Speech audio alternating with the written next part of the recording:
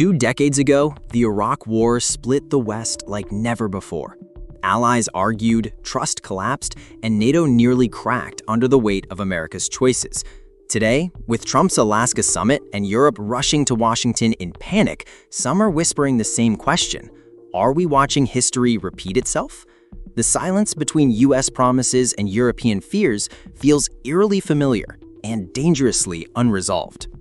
The Iraq War in 2003 wasn't just a military campaign. It was a rupture, a wound inside the Western alliance that still hasn't fully healed. Washington marched into Baghdad, insisting it was leading the free world against tyranny. But France, Germany, and much of Europe weren't convinced.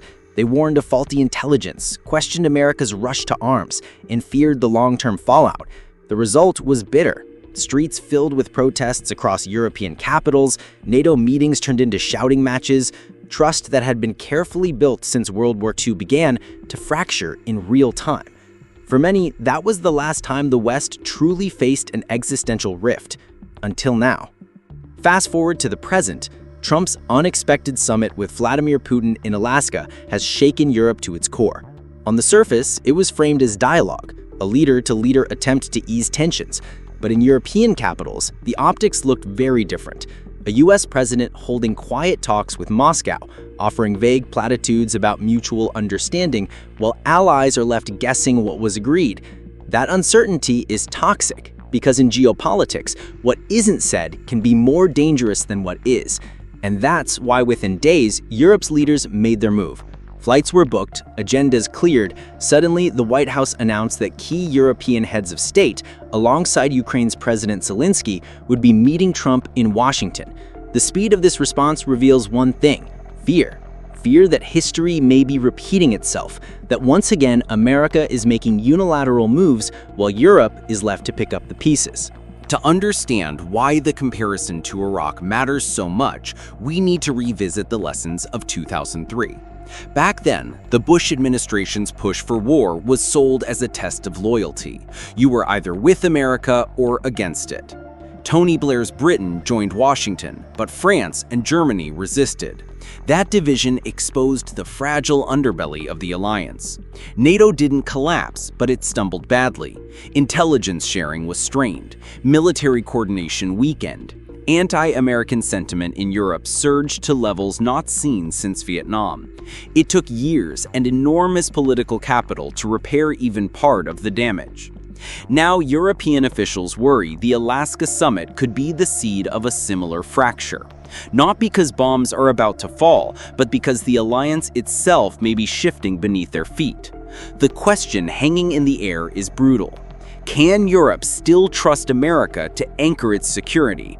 Or is Washington once again pursuing a path that leaves allies sidelined, anxious, and exposed? Look closely at the choreography. This isn't just Europe dropping by Washington for a chat, it's a diplomatic scramble. By bringing Zelensky into the room, European leaders are essentially saying, you cannot negotiate about Ukraine without Ukraine, and you cannot reset relations with Russia without Europe. That is not a gesture of confidence. It's a defensive maneuver designed to ensure they aren't shut out of decisions that affect their survival. Consider how it looks from Europe's perspective. For Poland, the Baltics, and other frontline states, the idea of Trump cutting a quiet deal with Putin is a nightmare. Even the perception of US retreat could embolden Moscow. For Germany and France, it's the fear of being dragged into yet another era of instability without clarity from Washington. And for smaller EU states, it's déjà vu. Big powers carving paths over their heads while they scramble to adapt. The parallels to Iraq are striking. Back then, the disagreement wasn't just about facts, it was about trust. America insisted it knew best. Europe felt unheard, and the alliance cracked. Today, Trump insists Alaska was strategic. Europe hears alarm bells. And once again, the gap between US promises and European fears is widening. So the question becomes, is this just diplomatic turbulence soon to be smoothed over? Or is Alaska the first crack in a much larger rift, one that could rival or even surpass the divisions of 2003? The answer lies not just in what's said in Washington, but in how allies interpret the silences. When Europe's leaders land in Washington, they bring more than prepared statements. They bring anxiety rooted in history, economics, and survival. The Alaska summit didn't just unsettle them because of what Trump and Putin might have discussed, it unsettled them because of what it symbolized. A US president willing to act first, explain later, and let allies wonder whether they are still central to American strategy. That symbolism carries weight.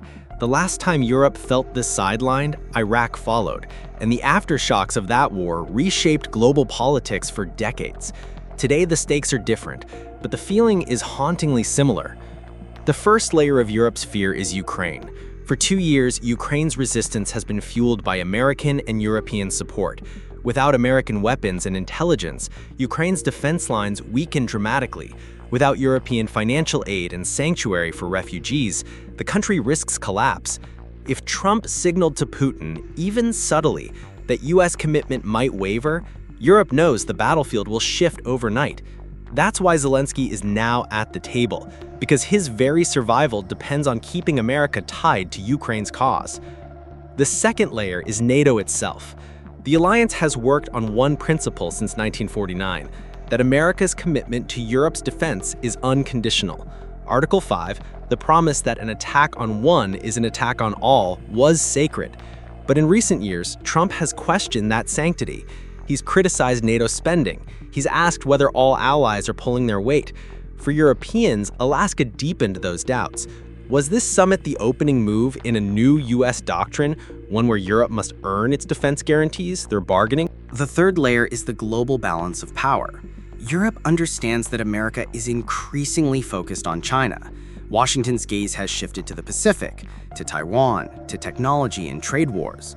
If Trump is pivoting resources towards Asia, then Alaska might have been less about Europe and more about clearing space, quietly reducing commitments in Ukraine to prepare for a larger contest elsewhere. For Europeans, that possibility is chilling, because it means they would be left to manage Russia largely alone. So what happens now? Analysts see 3 scenarios emerging from Washington's high-stakes meetings. Scenario 1, reassurance.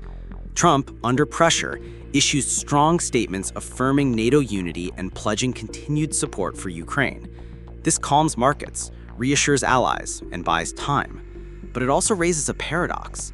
If reassurance is necessary, trust has already weakened. Just like in 2003 when leaders scrambled to patch over divisions, today's reassurances may mask cracks rather than fix them. Scenario 2, ambiguity. Trump leans on vague language, calling Alaska a bold new step, hinting at peace without details. Europe leaves more anxious, wondering what concessions may have been promised in private. Ambiguity spreads like a virus inside alliances. It fuels suspicion. It drives governments to hedge their bets, and it risks creating self-fulfilling fractures. If allies no longer trust America, they act as though America is absent, even if it isn't. Scenario 3, divergence.